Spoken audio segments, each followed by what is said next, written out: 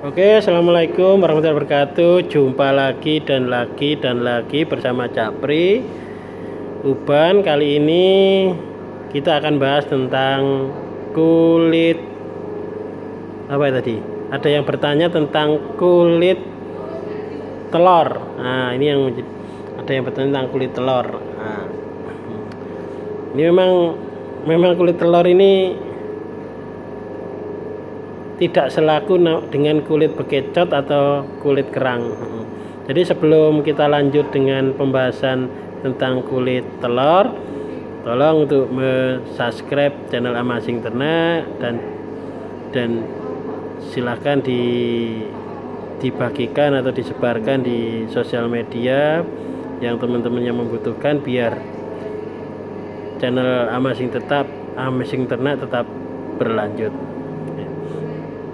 Jadi kalau bicara tentang kulit telur di mana-mana pasti banyak sekali. Di Surabaya itu kalau ada industri makanan ya, atau yang menggunakan telur yang fresh, itu kulitnya itu bisa sampai menggunung-gunung, karena di Blitar aja menggunung-gunung itu.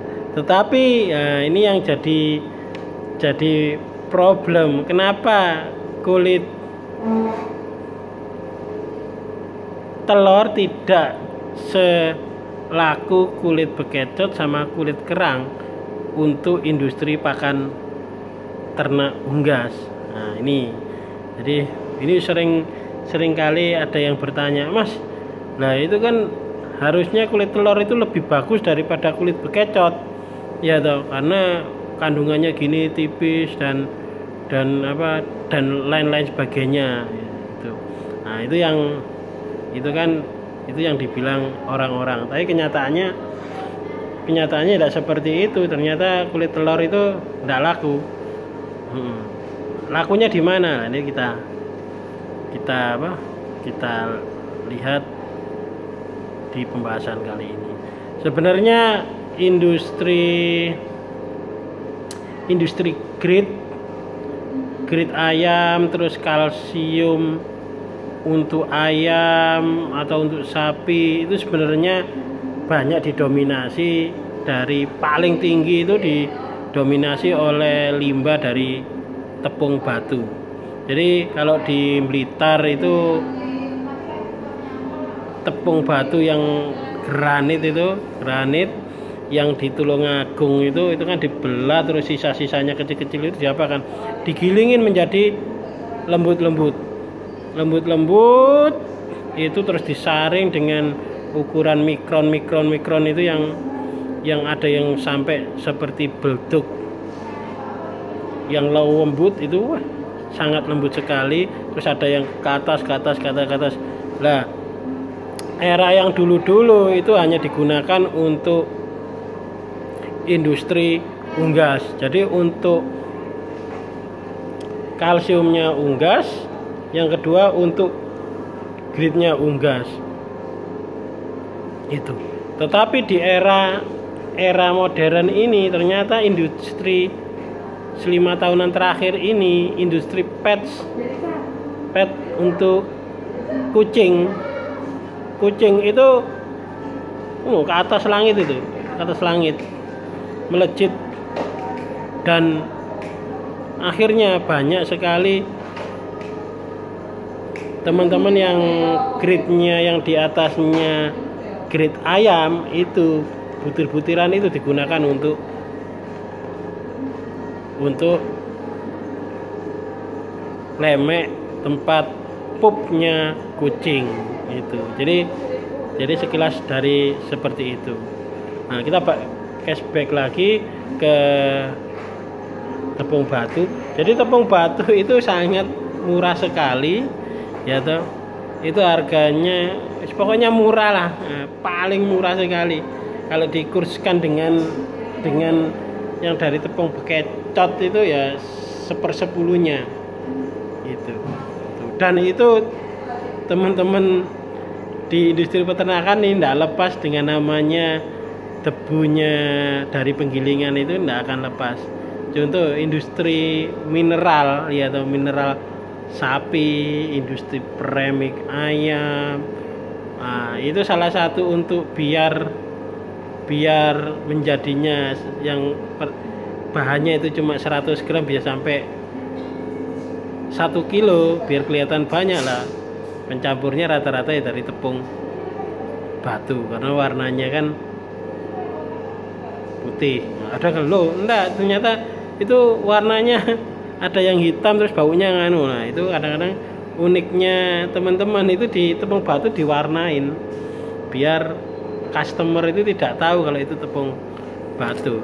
Jadi seperti itu. Jadi itu, tapi ya itu banyak sekali. Jadi di Blitar itu batu apa namanya, lumpur, nah, laku. Kapan-kapan kita bahas tentang pemalsuan dedak, nah, dedak sama SG, nah, yang dipalsukan dengan penambahan endut. Fungsinya apa?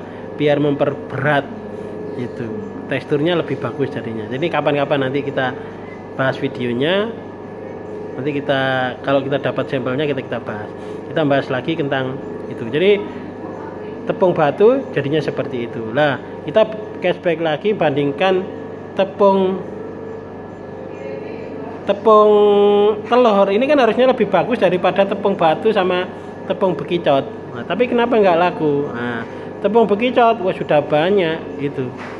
Jadi industri bekicot di Kediri, Tulungagung, Blitar itu waduh jadi komoditi, dikirim ke luar negeri.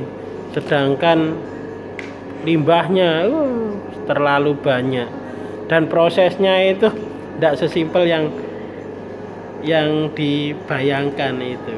Jadi kalau namanya limbah bekicot itu, kalau sobat ternak mau produksi tepung bekicot ya tuh, minimal itu habis dari perebusan itu ditaruh di tempat tersendiri yang 1 bulan, biar apa? Biar ya bau busuk dan lain sebagainya itu hilang. Setelah itu baru bisa untuk digiling. Tapi kalau fresh itu digiling jadinya tepung bekicotnya bau itu. Nah, seperti itu. Jadi dan tepung bekicot ini wah kandungannya bagus, tapi tak sebagus si telur ayam itu. Dan sekarang mulai banyak industri-industri tepung bekicot itu berdiri di Blitar, Pemakum Blitar, Kediri, Tulungagung dengan harga yang ya lebih baik, karena memang faktor nilai gizinya itu lebih baik daripada tepung batu itu. Dan ini belduknya pun juga sangat baik untuk industri pakan ternak sapi, untuk sapi, ayam. Tapi kebanyakan teman-teman kalau sampai ke belduk itu terlalu lama prosesnya. Nah ini kadang-kadang yang paling enak adalah jualnya bentuk grade, untuk grade ayam, karena kalau grade-nya dari batu sama dari tepung bekicot, cangkangnya itu lebih bagus yang dari tepung bekicot. Nah kita balik, seharusnya tepung kulit telur ini lebih bagus daripada tepung bekicot. Tapi kenapa kok nggak laku, nggak banyak peternak unggas make? Nah itu kalau dari segi gizi ya kekerasannya pasti bagusan tepung kulit telur. Nah ini jadi faktor pembatas kenapa kulit telur ini tidak dipakai oleh teman-teman industri unggas itu satu sebenarnya ya toh. Nah, ini sama-sama dari unggas ke unggas lah ini.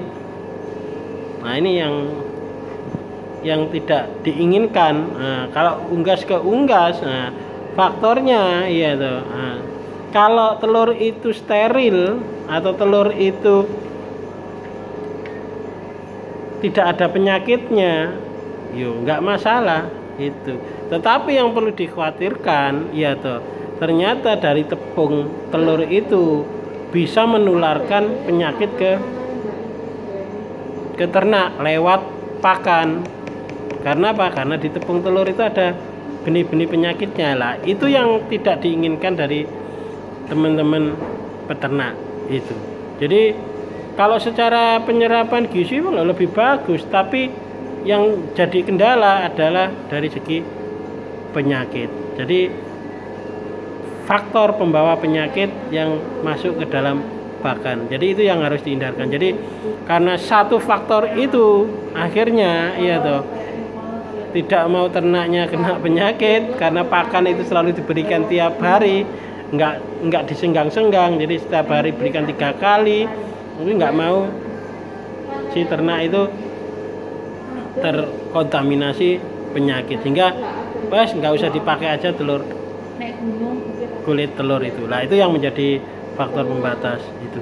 Jadi itu yang menjadi faktor utama kenapa di industri unggas itu tidak bisa dipakai. Sebenarnya ini bisa dipakai bila teman-teman mau memproduksi digiling lembut, itu dipakai ke industri sapi.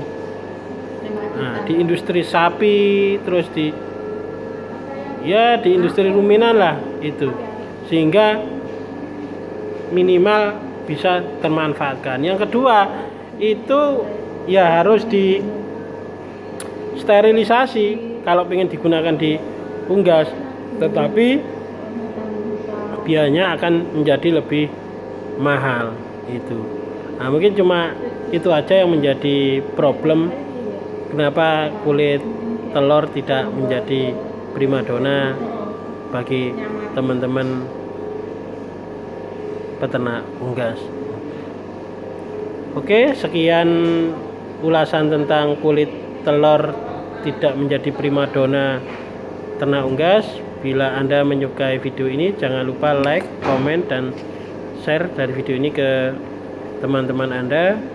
Sekian, wassalamualaikum warahmatullahi wabarakatuh. Salam ternak.